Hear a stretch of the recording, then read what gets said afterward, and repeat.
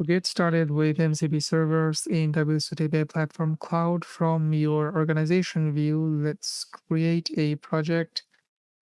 Give the project a name,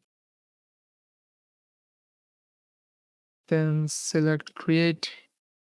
So it's now going to take you to this screen. So from here, let's select MCP server, and in the expose APIs as MCP server section, select import API contract.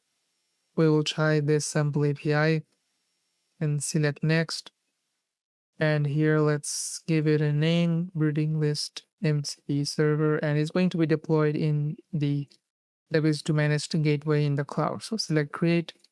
So now it's going to deploy the MCP server into the managed cloud gateway in a development environment.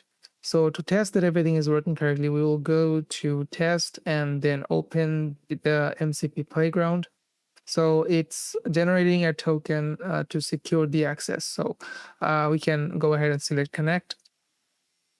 And then we can list the available tools and then invoke.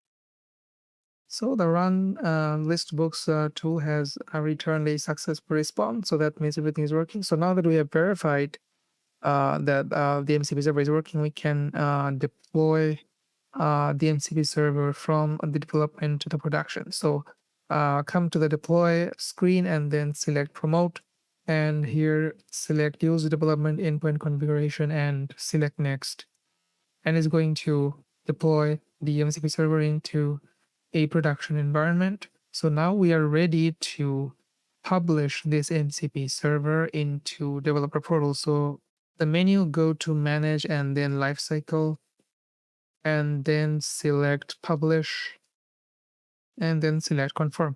So now if we go to the developer portal, we should see our MCP server appear. So now let's create application that can consume the MCP server as a client. So let's give it a name and then select create. Now if we go to the application screen and besides subscribe MCP servers, let's select explore more.